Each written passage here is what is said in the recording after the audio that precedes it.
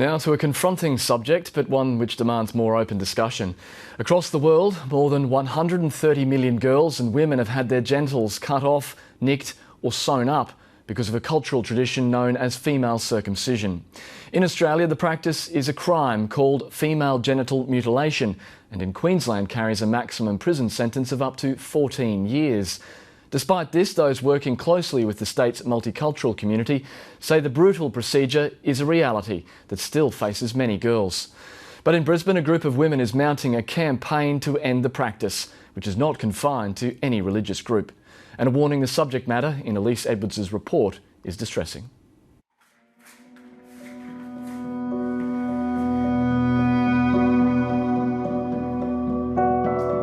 A refugee from war-torn Sierra Leone, Khadija Blah fled to Australia with her family 13 years ago. I have a lot of attitude in this picture. Until I felt very funky. Funky Khadija. The 26-year-old says it's one of the few photos from her childhood in which she's smiling. I had a new dress made for me, which was pretty. But I didn't look very happy because I think it was around the time I just come out of the whole female genital mutilation thing. Now married and living in Adelaide with her husband, memories of her past still haunt her. My mom came home one day and said we were going to visit a friend. We ended up in a bush, and in that bush we met an old lady who my mom had a chat with. And before I knew it, my mom was pinning me down, and this old lady proceeded to use a rusty-looking knife to then cut off my clitoris very slowly and very painfully. It's an experience shared by many girls in North Africa, pockets of the Middle East and Southeast Asia, where female circumcision is a tradition.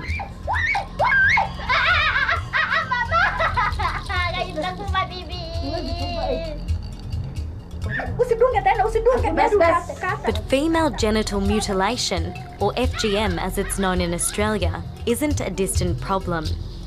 In the past decade, more than 7,000 people from North Africa have settled permanently in Queensland, bringing their culture with them.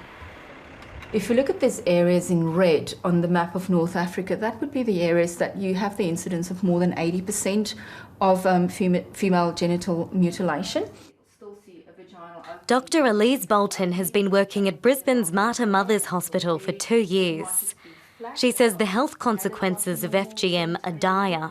Bleeding, infection, pain because it's generally done without anaesthetic, difficulty passing urine, getting bladder infections, and the emotional trauma that goes around with that.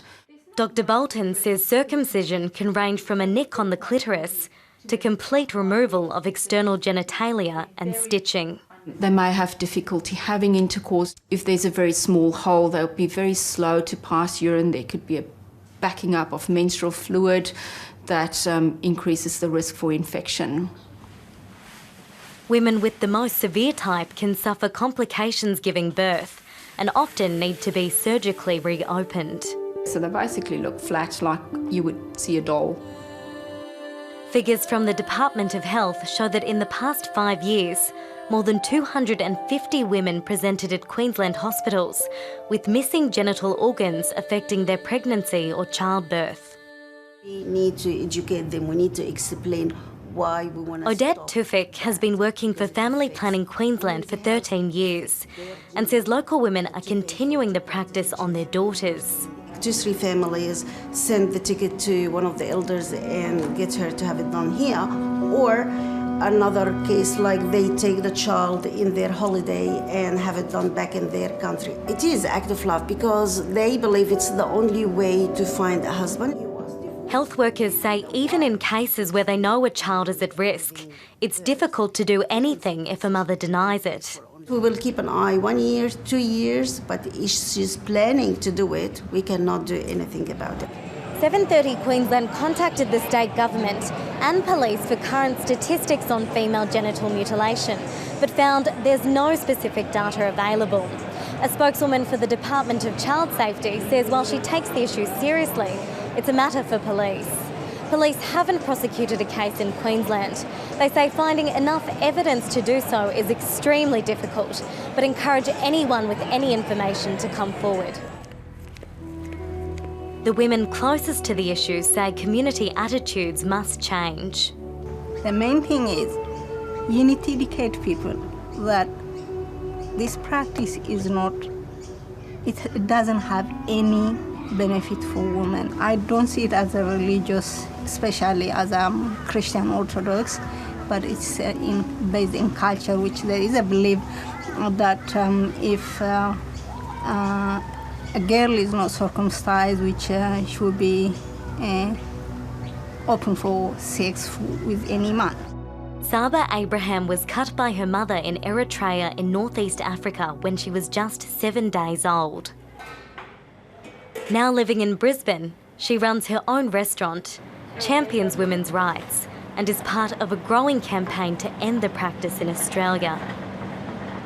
To be equal of her brother and to deal with all the nature being given, not a woman to be controlled from her birth.